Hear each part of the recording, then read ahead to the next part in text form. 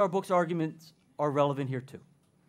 First and foremost, most obviously perhaps, like the United States in 2016, Brazilians face the specter of an authoritarian presidential candidate. My host, Rodrigo, requested that I do a little homework before my visit here, so a couple of research assistants at Harvard helped me do some research on Bolsonaro, and we applied our litmus test to Bolsonaro. Here are the results. You probably will not be surprised that he tests positive in flying colors. Indicator number one, does he reject democratic rules of the game?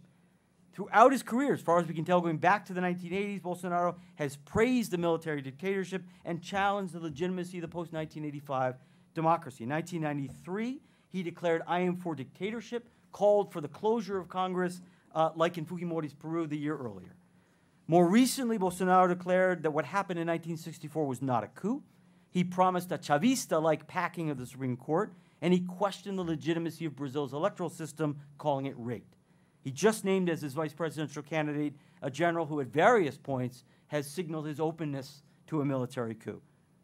So not only has Bolsonaro rejected democratic rules of the game, but he's actually done so in a way that is more open and more egregious than Erdogan, than Fujimori, than Chavez, than Orban.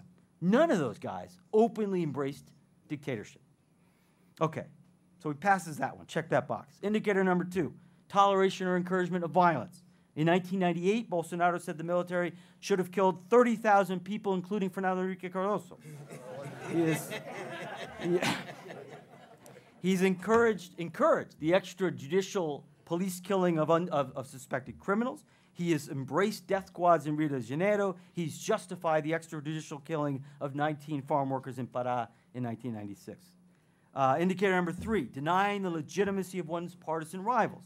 Bolsonaro has called President Cardoso a corrupto who should have been killed during the dictatorship. He calls Lula a criminal, wants to imprison him, and says he, if in government, will treat the MST as terrorists. Indicator number four, a willingness to curtail the civil liberties of opponents. Bolsonaro has repeatedly endorsed the use of torture and extrajudicial killing, including against leftist politicians and activists. So Bolsonaro is a thoroughly authoritarian figure.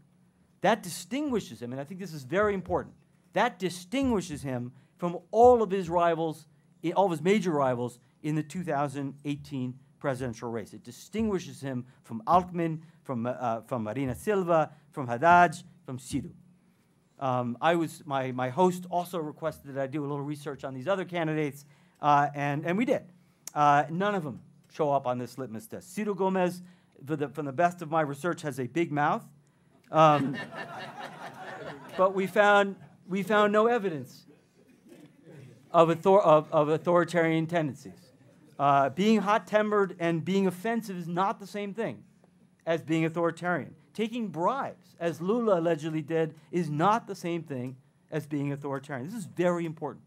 Center-left politicians, even corrupt ones, do not generally threaten democracy. Authoritarian candidates do threaten democracy.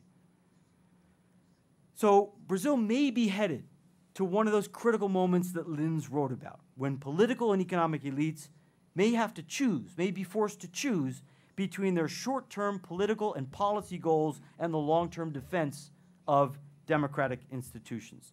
And the overwhelming lesson of my research is that Brazilian elites should resist the temptation to back Bolsonaro under any circumstance, under any second-round scenario you can imagine.